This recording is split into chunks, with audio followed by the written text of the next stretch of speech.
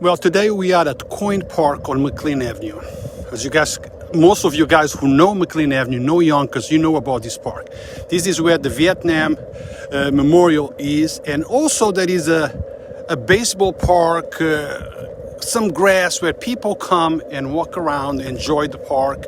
They bring their dogs, they come and exercise. And in this park, there is some improvements that are going to be made. And our councilman, John Rubbo, is working on it. John, thank you for taking the time and making this happen.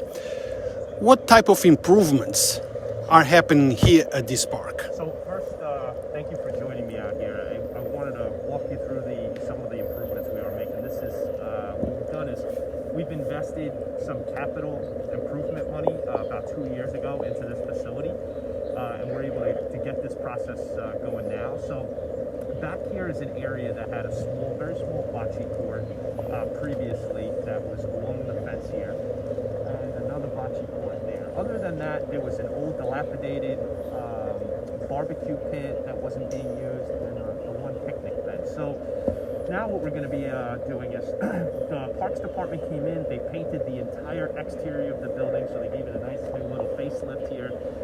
In the back here, we're going to be putting a gate so you can access it from the parking lot.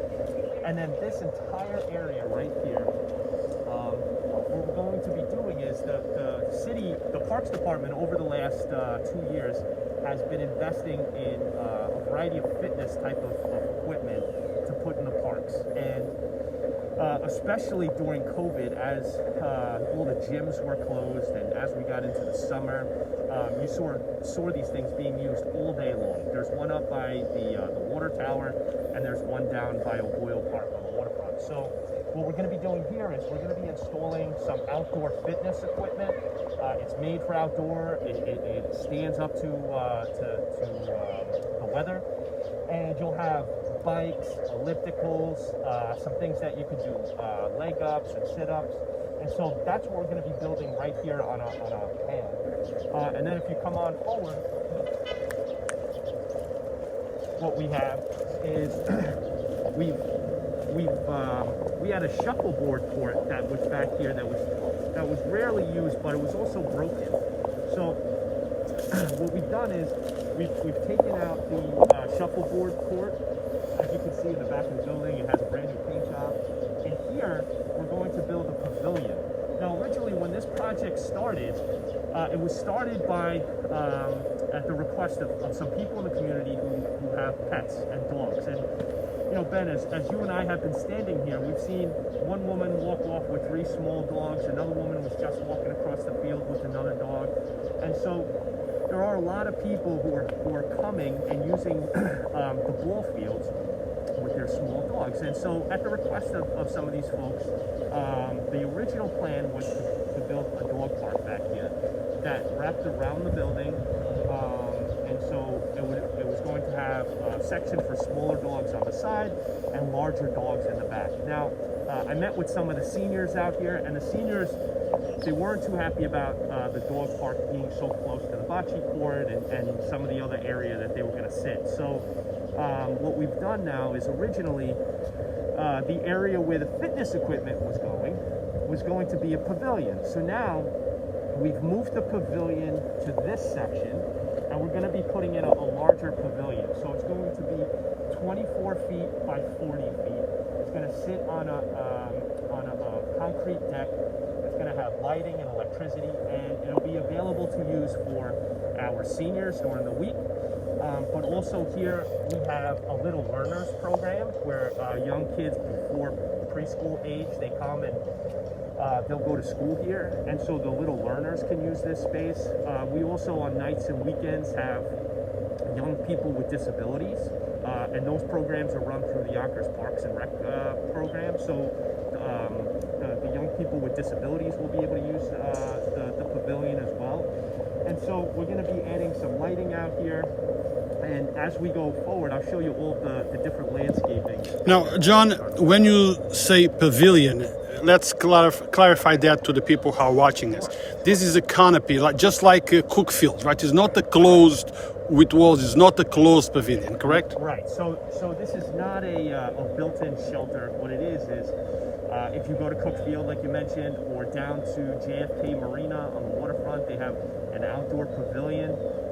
That's what this is going to look like. It's going to be a steel structure with a roof that'll cover during, if it's very sunny out or people want to come out of the element. And we have these around the city, but we think that this will be a good way to add to the aesthetics and features of the exterior of the park. John, walk me through. Show me exactly where let me just be in front of you and I'll walk back. Sure, you got it. So the pavilion's going to be here on the left by the building. So those doors there are where the people who use the building on the inside, so if it's the seniors or the kids with disabilities or the little learners, they'll come out of those doors there. In addition to this capital improvement that we invested 2 years ago, we also just recently invested $375,000 at the request of the Parks Commissioner for interior work. So the Parks Commissioner came to the council and he said, as you're preparing the budget, we do have some interior work we would like to do. We've done the Cola Center and some other parks around the city, some other community centers around the city. And so we'd like to make some improvements on the interior here. And those are mostly to replace doors like that are much older and difficult to open, to automatic doors. They're redoing some of the bathrooms to make them ADA compliant so that this way, especially the seniors who are using the building, if they have a walker or a wheelchair, they can more easily, the squirrel fell out of the tree. They could more easily go and utilize the bathroom. So they'll also be doing some work to the HVAC system. So all of that work right now is being designed and planned and underway. But just so you see, those doors will be upgraded and people will be able to come into the pavilion down here. And then the bocce court on my right-hand side, this bocce court has been here for many, many, many years. It's used really by the seniors. There was no other way for the public to get back here to use it. So now on the weekends or at night, it'll be available for people to come and use. So over here is where we are talking about putting the dog run. It's really not even a dog park. It's the entire area I just walked you through is about 5,000 square feet. And so this area is just roughly 975 square feet or so. And so there's going to be a fence that comes along the back, from the back of the building to the sidewalk. And out towards McLean Avenue is where the dog run will be. And so the dog run, like most dog parks, will have transitional fencing. So, you walk into one set of fence, you close the fence behind you, and then you can let your dog into the dog run. So that'll be right here on the side of the building, away from some of the other stuff, and it'll be landscaped. As we see here, the Parks Department has started to do some of the landscaping with these arborvitaes and some tall grass. Now, John, let me just interject for a second here. Sure. It seems like a good plan. You have people that come to the park, they can enjoy the park behind without being afraid of stepping on dog poops, because now there is a designated area.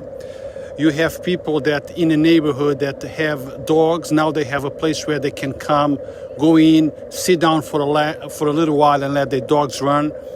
But you have a group of people, seniors, that say, no. This is not a good idea. We don't support this. We don't want no dog run here. What is the argument that they are giving to you for this not to happen? Sure. So I had met with a group of the seniors from here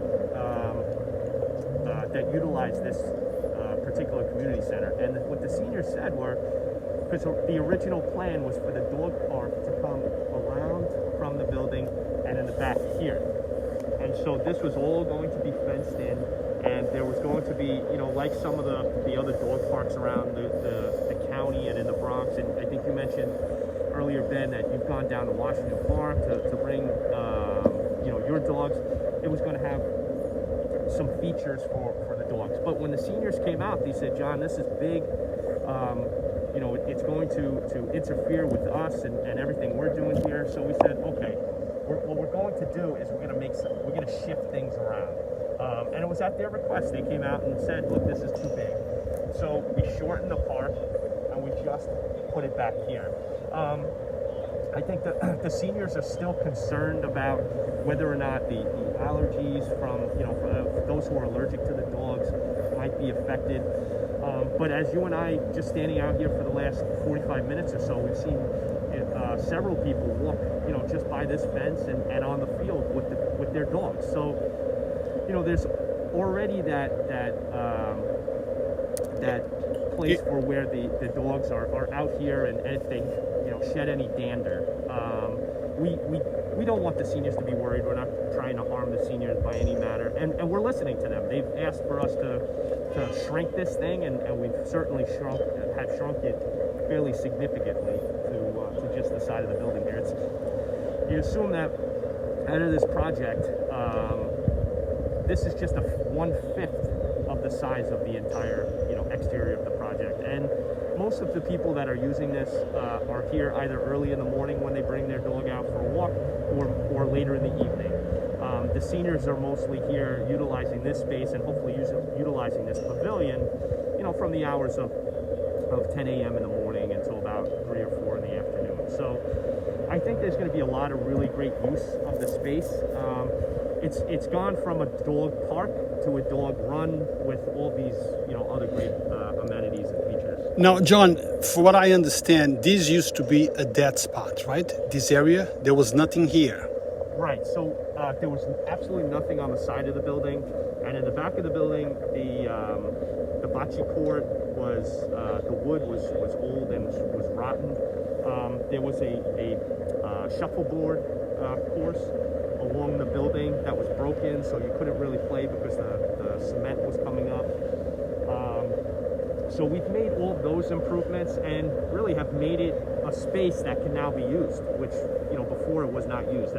I mentioned before there was a barbecue pit that the bricks, the cinder block bricks, were all falling in on it. So now we're going to put a brand new barbecue pit for them, for the seniors to use, and I think it'll really be a good place for the community to be able to come and utilize. Now, John, before you started this project, did you do any type of a survey in the area to see what the neighborhood felt about it? Yeah, as we were out here, so I didn't do a physical survey, but as you talk to people in the community, you come out and see young people playing ball on the field even right now, or people using the park with their small dogs.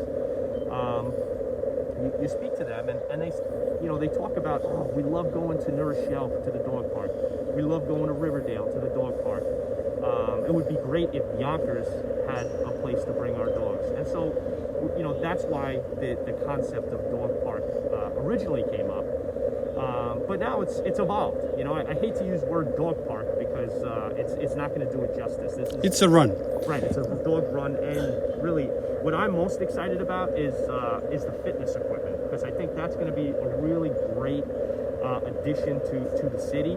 Although you have some of the pull-up bars at O'Boyle and up at the water tower, I think the stuff that we're going to be putting here could really be a great example for what we could do in most or in all of our city parks. John, I was at Cookfield Park a few months ago, and they had an issue there because a resident of the area was walking his dog in the middle of the park, and the complaint was, our kids come to play baseball here, and there is dog poop all over the place. The kids are stepping on it. Over there, they want a dog run. So it seems like it doesn't matter what it's done. People are never happy 100%. Well, if we could make everyone in the world happy, would be would be God, right? I would.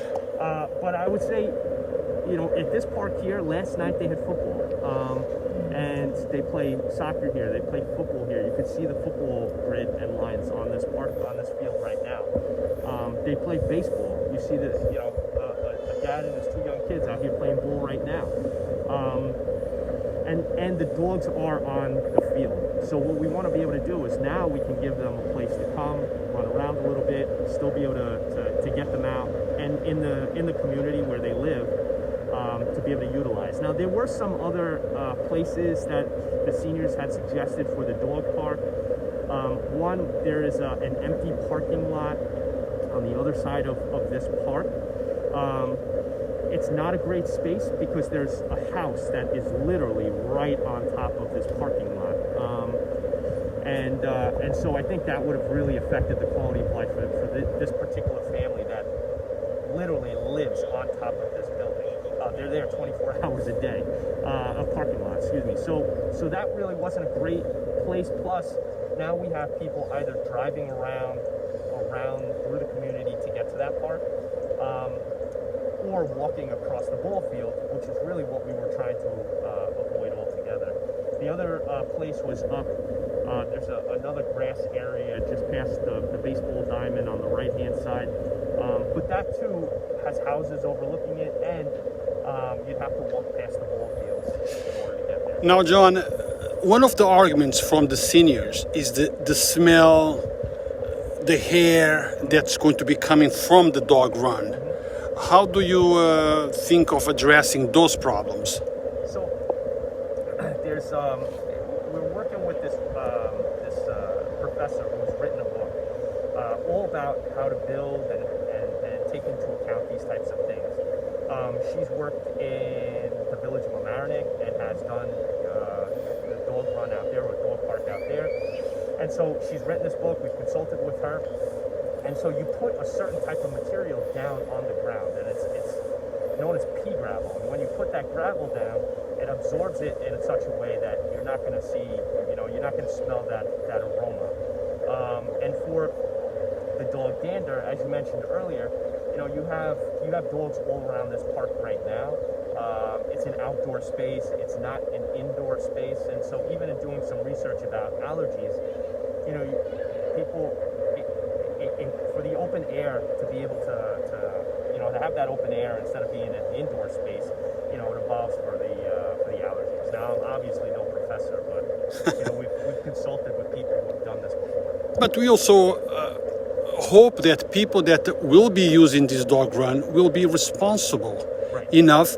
If the dog poops in one area, they will clean it afterwards.